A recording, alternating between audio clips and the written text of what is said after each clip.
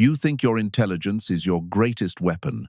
It is actually your most dangerous vulnerability. You sit at the Thanksgiving table suffocating because the person across from you is aggressively wrong. You gather your facts to build a logical rebuttal. Stop. Educating them is pure intellectual suicide. Arthur Schopenhauer recognized this exact exhaustion and engineered a ruthless architecture for survival. It is a hidden framework designed strictly to manipulate rather than explain. So why do you do it? Why do you relentlessly throw your best, most meticulously crafted logic into a black hole of ignorance? Why do you sacrifice your peace of mind, your energy, and your time trying to construct a flawless, impenetrable argument for someone who is fundamentally incapable of grasping the very first premise? You gather your evidence. You modulate your tone. You deploy reason like a surgeon wielding a scalpel, attempting to carefully extract the tumors of their delusion. And what happens? The blade breaks. They stare back at you with a hallucinatory level of confidence, doubling down on their absurdity, leaving you breathless with absolute frustration. You blame their stubbornness. You blame their lack of education. But the actual root cause of your exhaustion is not their stupidity. It is your ego. It is a fatal psychological blind spot that I call the arrogance of empathy. Since you were young, society has spoon-fed you a comforting lie. You have been conditioned to believe that patience and logic are universal translators. You believe that if you just explain things clearly enough, if you just find the exact right sequence of words, the fog will lift, the light bulb will illuminate, and they will finally see the world exactly as you do.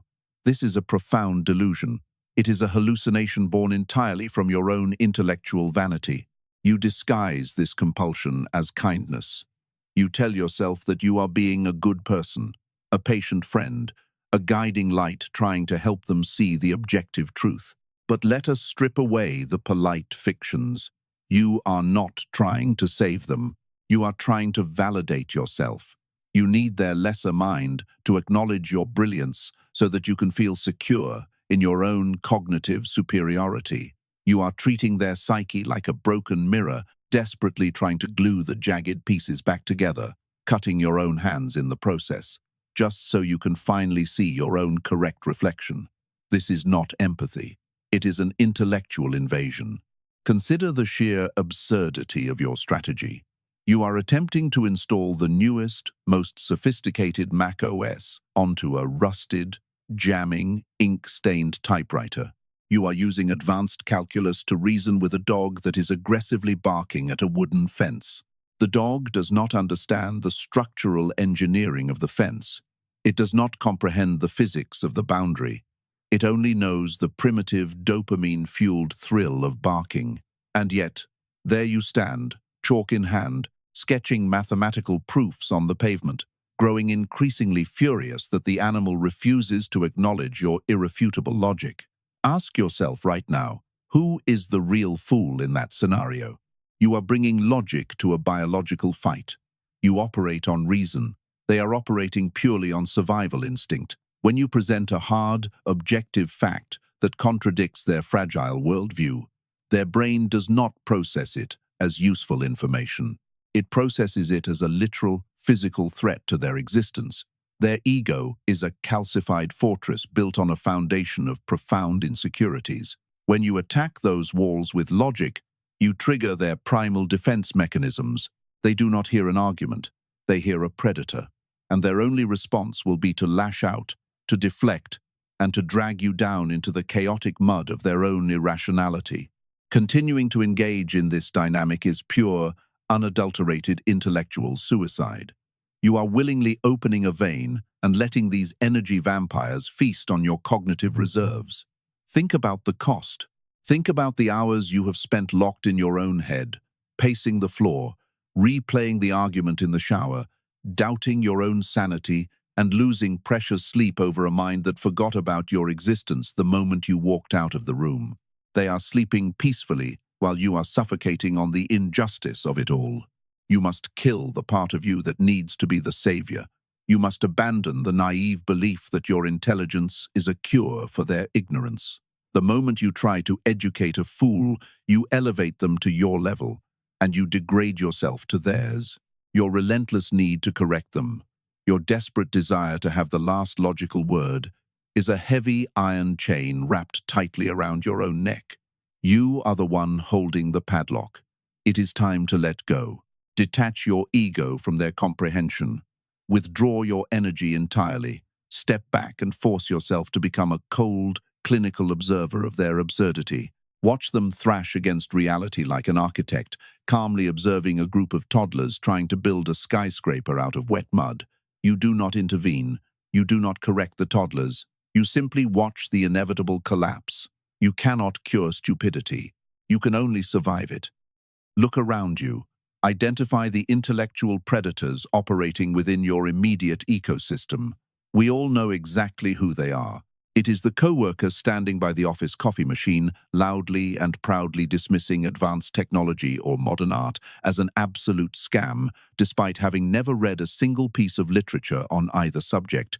It is your uncle sitting at the holiday table, currently drowning in $40,000 of high-interest credit card debt, taking a sip of his drink, and aggressively lecturing the entire family about the intricate nuances of global macroeconomics and federal monetary policy. You sit there, biting your tongue, silently fact-checking their delusions in your head. You wait for the perfect opening to interject with reality. You tell yourself that if you just present the objective data, if you just gently point out the gaping holes in their rhetoric, they will pause, reflect, and realize their error. You are fundamentally misunderstanding the creature sitting across from you. You are analyzing them as if they are a rational actor operating on a temporary deficit of information. They are not. They are energy vampires. Their ignorance is not a lack of knowledge that needs to be filled. It is a highly evolved, impenetrable shield designed to protect a remarkably fragile ego. To understand this pathology, we must perform a clinical dissection of their mind. We must look at them through the cold lens of behavioral psychology, specifically the framework established by Daniel Kahneman. The human brain operates on two distinct systems. System 2 is the slow, deliberate, energy-consuming process of logical thought. It requires effort, self-awareness, and the humility to admit when you do not know the answer. It is the architect of actual intelligence. System 1, however, is the primitive, fast, emotional autopilot. System 1 does not care about objective truth. It only cares about safety, comfort, and the immediate preservation of the self. When your bankrupt uncle is screaming about the economy, or when your uneducated coworker is trashing things they do not understand, they are not accessing System 2. There is zero cognitive processing happening in that moment. They have been entirely hijacked by System 1. They are projecting a hallucinatory level of confidence to mask their own deep-seated feelings of inadequacy. The less they actually know about a subject, the more aggressively and loudly they must defend their illusion of competence. This is the modern mutation of the Dunning-Kruger effect. It is weaponized stupidity used as a psychological defense mechanism against a world that makes them feel terribly small. They do not care about your facts. Facts require System 2 processing. Facts require a willingness to be wrong, which to their fragile psyche feels like a literal death. They only care about dominance. They only care about the feeling of superiority, however unearned and fabricated it may be. So, when you present a beautifully constructed, logically sound argument, it bounces off their skull like a paper airplane hitting a concrete bunker. You are trying to engage a conscious, reasoning mind that simply is not awake. You are trying to play chess with a pigeon that is just knocking over the pieces, defecating on the board, and strutting around like it won the game. How many years have you spent trying to use logic to fix them?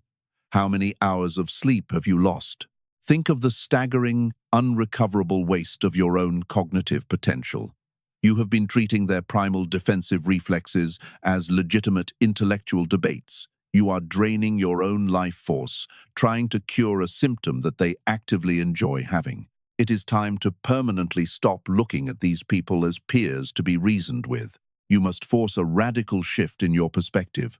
Look at them clinically. Become an anthropologist, quietly observing a primitive tribe. When that coworker starts ranting, do not see a colleague with a bad opinion. See an insecure mammal desperately trying to establish dominance in a hierarchy they do not comprehend. When the uncle starts lecturing, do not argue about interest rates. Just watch the physiological performance of his ego trying to survive the dinner.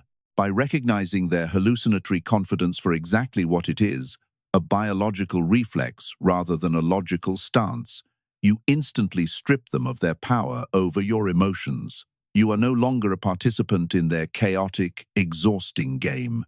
You are the architect, standing safely above the maze, coldly observing the rats running blindly into the walls.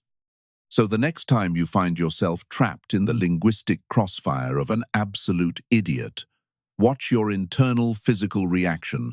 Your heart rate spikes, your jaw clenches. You take a deep breath, preparing to deliver a masterclass in objective reality. You gather your facts, organize your timeline, and get ready to explain exactly why their confident opinion on this complex subject is fundamentally, objectively, and embarrassingly flawed. Stop. Instead, lean in. Friction is the exact fuel that powers their delusion. When you push back against their ignorance, you give them a solid wall to brace against. You validate their absurd argument simply by treating it as an opposing force worthy of combat. Do not give them a wall. Give them a vacuum. Give them nothing but empty space, and let their own blind momentum carry them right off the cliff. Arthur Schopenhauer mapped out this exact maneuver in his ruthless treatise on debate. He called it reductio ad absurdum. The reduction to absurdity. It is the tactical application of weaponized agreement. You do not contradict their foolish premise. You accept it completely, enthusiastically, and then you deliberately stretch it to its most grotesque, apocalyptic, and illogical extreme. You do not fight them. You grab their hand and sprint with them toward the absolute catastrophic conclusion of their own poorly formed thought. Let us look at a clinical application. You are sitting in the break room. The notoriously ignorant coworker loudly declares that all modern medical science is a corporate scam, vaccines are poison, and we should revert strictly to natural, ancestral remedies. Your system, two-brain, immediately prepares a lecture on global life expectancy, the eradication of smallpox, and the infant mortality rates of the 14th century. Stop. Instead, lean in. You look at them with dead, serious eyes, and you say, "You are absolutely right. In fact, I think we are not going far enough. Next time someone in this office gets appendicitis, we should ban the ambulance. We should drag them out to the parking lot, lay them on the hot asphalt, and apply a paste of crushed garlic and wet mud to their abdomen. It is exactly what our ancestors would have done. Why interfere with the beautiful course of nature? Let the strongest immune system win. Do not smile. Do not blink. Do not break eye contact. Deliver it with the cold, unshakable conviction of a zealot. Watch what happens in their brain in real time. You have not attacked them. You have not insulted their intelligence. You have completely validated their core premise. But you have taken their comfortable, rebellious little theory and dressed it in the terrifying clothes of reality. You force them to look at the mutated, horrifying offspring of their own logic. Their system one defense mechanism will immediately short-circuit. They cannot fight back, because technically you are entirely on their side. But they cannot agree with you, because you have just made them sound like an absolute lunatic. They will start to stutter. They will frantically backtrack. They will wave their hands and say, "Well, no, obviously not for a ruptured appendix, I just meant for a minor cold." And right there, the illusion shatters. The hallucination ends. You have forced them to instinctively moderate their own stupidity, and you did it without breaking a single sweat. You did not exhaust yourself. You did not bleed out your intellectual energy trying to cure their ignorance with your logic. You simply held up a distorted funhouse mirror and forced them to look at their own reflection until it terrified them. This is the profound difference between intelligence and power. Intelligence is knowing that you are right and desperately begging the other person to understand it. Power is recognizing that their understanding is completely irrelevant to your reality. Power is taking control of the steering wheel, pressing the accelerator to the floor, and calmly watching them panic and slam on the brakes themselves. You become an untouchable ghost in their machine. But there is a fatal vulnerability in this strategy. This beautiful, elegant tactic of weaponized agreement only works on the masses.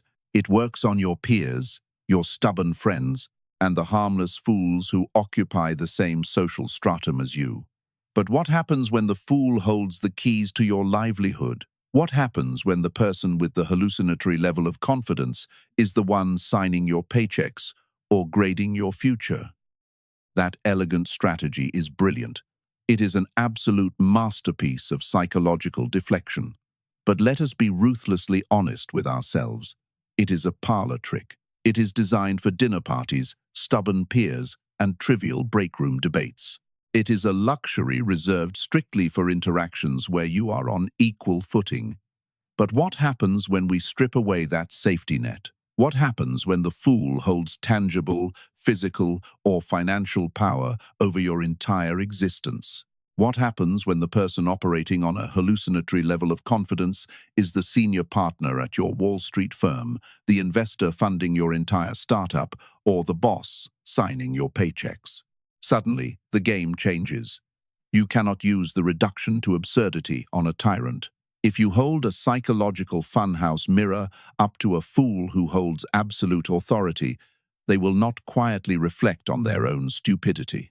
They will shatter the glass and use the jagged shards to ruin your career. This is the exact moment where your intelligence stops being a defensive weapon and transforms into a lethal liability. You must deeply understand the brutal, unforgiving contrast between intelligence and power. Intelligence is the desperate, agonizing need to know that you are objectively right. Power is not giving a single damn whether anyone else knows it.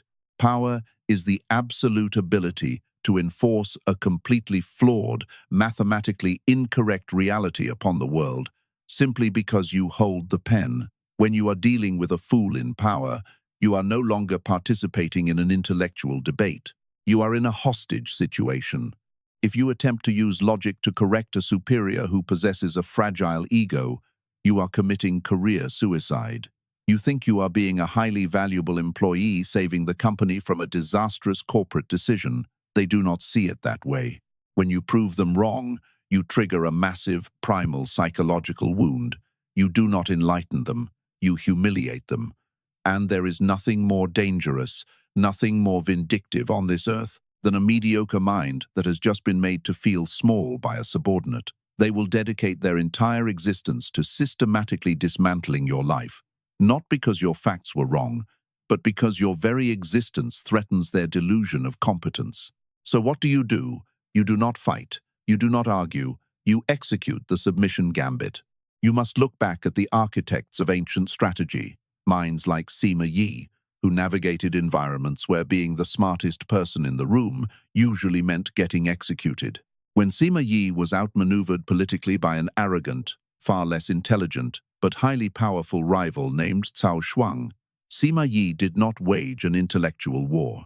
He did not point out Cao Shuang's strategic flaws to prove his superior intellect. He completely submitted. Sima Yi faked a severe, pathetic illness. He played the role of a senile, defeated old man. He deliberately fed his rival's ego, allowing the fool to believe he possessed absolute dominance. By removing all friction, Sima Yi encouraged the tyrant to become incredibly arrogant, lazy, and completely blind to the knife moving in the dark. Sima Yi surrendered his need to be seen as intelligent, and in doing so, he survived long enough to orchestrate a ruthless, total destruction of his rival when the fool finally dropped his guard. You must apply this exact architecture to your modern life. You must brutally murder the part of your ego that begs to be recognized as the smartest person in the room. When your boss proudly unveils a spectacularly idiotic marketing strategy, you do not pull out a spreadsheet. You do not offer a polite, data-driven counter-argument. You lean in, you nod, and you give them exactly what they are desperately seeking: absolute, unquestioning validation of their authority. You tell them it is a bold direction. You let them take complete, undisputed ownership of the terrible idea. You become an invisible shadow in the corporate machinery. You meticulously document your own compliance to protect your perimeter, and then you quietly step back. You do not try to grab the steering wheel of a ship that is deliberately aiming for the iceberg. You let their massive, unchecked ego press the accelerator to the floor. You simply secure your own life vest, stand safely by the exit, and calmly watch the inevitable physics of their stupidity play out. This requires immense psychological discipline. It requires you to trade the cheap, immediate dopamine hit of proving yourself right for the cold, dark, and highly profitable satisfaction of untouchable survival.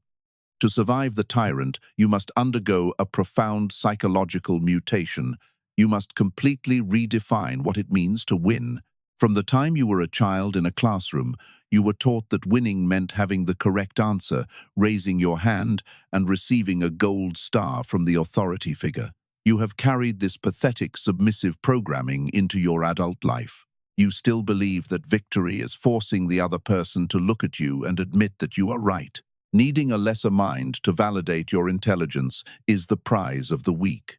It is an emotional participation trophy for people who have no actual leverage. Stripping them of their power, extracting their resources, and securing your own survival while they sit there smiling, completely convinced that they have defeated you. That is the art of the strong. You must master the submission gambit. This is not a modern corporate theory. This is an ancient, blood-soaked architecture of survival. Look at the strategist Sima Yi. When he found himself outmaneuvered by the politically powerful but intellectually inferior regent Cao Shuang, Sima Yi did not attempt to prove his strategic brilliance. He did not engage in a battle of wits with a man who held the power of execution. He surrendered his ego entirely. Sima Yi feigned a debilitating, pathetic illness. He let his rival look down upon him as a broken, senile old man who posed absolutely zero threat. By weaponizing his own perceived weakness, he fed Cao Shuang's immense arrogance. The tyrant became lazy. He dropped his guard. And when the time was perfectly right, Sima Yi rose from his sickbed and orchestrated a ruthless, total destruction of his rival, seizing the entire empire. He traded the illusion of intelligence for the reality of absolute power. Now, take that ancient architecture and drag it into the sterile, fluorescent light of corporate America. You are sitting in a quarterly planning meeting. Your boss, a man whose executive title is the only thing protecting him from his own incompetence, stands up and unveils an absolutely disastrous initiative. It is a mathematical nightmare. Your System 2 brain immediately begins calculating the financial ruin this will cause. Your instinct is to open your laptop, project a meticulously crafted spreadsheet, and publicly dismantle his vision to save the company. If you do this, you are a dead walking. If you humiliate a fool in front of an audience, he will use every ounce of his organizational leverage to systematically crush your career. He will not remember your data. He will only remember how small you made him feel. Instead, you execute the submission gambit. You look at his disastrous initiative, and you coldly scan the wreckage for the one microscopic angle that benefits your own hidden agenda. Do you need a larger budget for your department? Do you need a specific software infrastructure approved? You do not ask for it.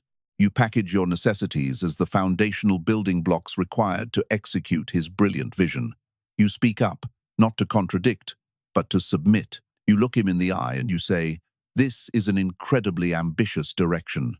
To properly execute a vision of this scale, we are going to need to reallocate a specific budget to my team so I can build the back-end infrastructure your strategy deserves."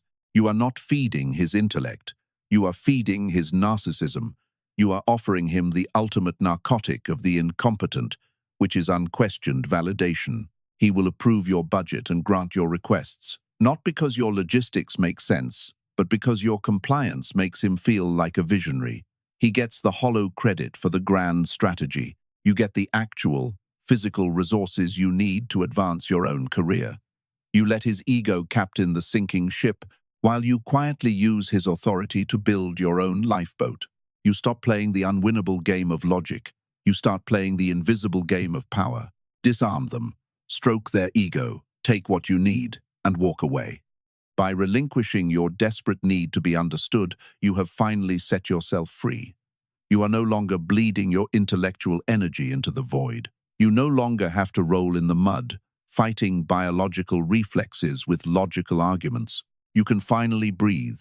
You have stepped out of the chaotic, exhausting maze of the masses. You are now the architect calmly standing above it, watching a group of 3-year-olds desperately trying to build a skyscraper out of wet dirt. You do not intervene, you simply observe. But do not let this newfound clarity make you comfortable. The architecture we have just discussed is highly effective, but it is designed strictly to neutralize ordinary fools. It works beautifully on the emotionally fragile, predictable masses. But what happens when the entity sitting across from you is not a fool? What happens when you encounter an intellectual predator? I am talking about a dark, clinical mind that operates on the exact same frequency as you.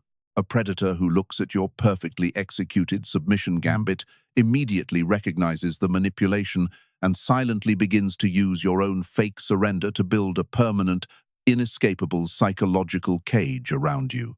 How do you survive when the person pulling the strings sees right through your disguise? You cannot find the answer to that in a public forum. The strategies required to dismantle a true intellectual predator are inherently dangerous. They systematically break the fundamental social contracts that keep society functioning. If I post that level of psychological warfare on the open internet, the algorithm will bury it, and rightfully so. It is not meant for general consumption. It is entirely too destabilizing. But if you are still listening to my voice at this exact second, you have already proven that you do not belong to the masses. You are ready for the unseen mechanics of power. Hit the join button below. Step out of the public square and enter the private basement of the architects. Let us begin the real work.